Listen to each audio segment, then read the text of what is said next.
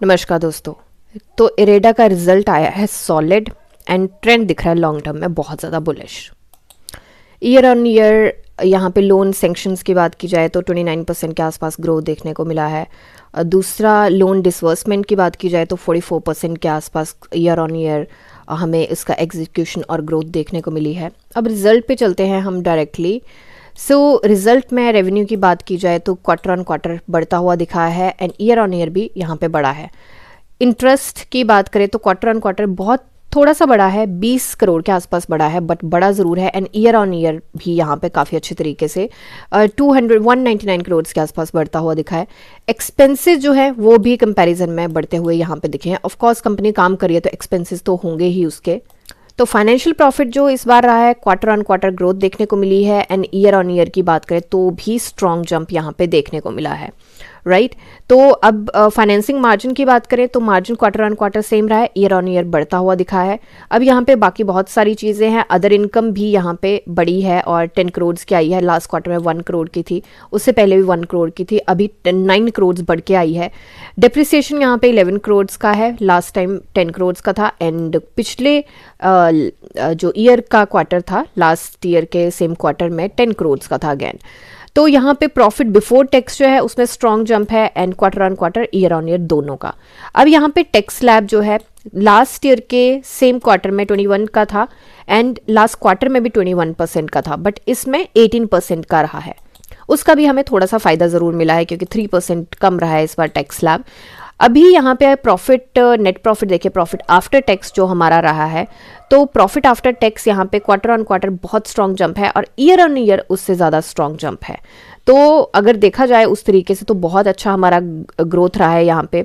अब यहाँ पे रेवेन्यू एंड प्रॉफिट दोनों ही ईयर ऑन ईयर ग्रोथ दिखाया है। यहाँ पे लोन डिस्बर्समेंट एंड सैंक्शन में भी दोनों में यहाँ पे ग्रोथ देखने को मिली है। यहाँ पे अर्निंग पर शेयर देख लेते हैं। अर्निंग पर शेयर 1.95 से अर्निंग पर शेयर 2.08 हो गया है एंड ईयर ऑन ईयर 1.58 से 2.08 हो गया। तो दोनों में अगेन ग्रोथ देखने को मिली है। क्वार्टर ऑन क्वार्टर इंप्रूवमेंट में बेसिकली उतनी तेजी हमें नहीं देखने को मिली है, बट ईयर ऑन ईयर अगर देखा जाए तो बहुत स्ट्रॉन्ग ग्रोथ दिखी है। तो मतलब लॉन्ग टर्म का अभी भी जो ट्रेंड है वो इंटैक्ट है एंड वैसे भी अगर देखा जाए तो ये जो हमारा व्हाट डू कॉल दिस, ये जो जिस सेक्टर का है वो सेक्टर भी बहुत अच्छा है। तो अभी क्वार्टर 3 की स्ट्रॉन्ग डिलीवरी आई है तो इससे शॉर्ट टर्म सेंटिमेंट भी पॉजिटिव होगा। तो एक बार चार्ट पे चलने से पहले एक बार डिलीवरी परसेंटेज देखते हैं, कोई यहाँ पे न्यूज़ तो नहीं है। तो दिसंबर का आई थिंक ये पहले भी हमने कवर किया है। यहाँ पे एफआईआईज ने अपनी होल्डिंग थोड़ी सी बढ़ाई है, डीएआईज छोटू सी कम करी है एंड पब्लिक के पास थोड़ी सी होल्डिंग कम होती हुई अगेन दिखाई दी है। अभी के लिए चार्ट पे चलते हैं हम। तो चार्ट की अगर हम बात करें यहाँ पे तो लास्ट जो हमने एनालिसिस करी थी तो हमने यहाँ पे बात करी थी कुछ रेजिस्टेंसेस थी जो स्ट्रांग थे, उसके बाद मार्केट के सेंटीमेंट ही डाउन चले गए तो स्टॉक भी डाउन गया। अब यहाँ पे अगर हम बात करें तो पहले तो अभी तो रिजल्ट आ गया और काफ़ी अच्छा रिजल्ट आया है, तो मुझे लगता है अगर मार्केट सेंटीमेंट सही रहते हैं और कोई ऐसी ड्रास्टिक न्यूज़ नहीं आते जिसका मार्केट पर फ़र्क पड़ता है तो मुझे कम से कम इसका यहाँ पे ये तो लगता है कि रिवर्सल मिलने के इसके बहुत ज़्यादा चांसेस हैं।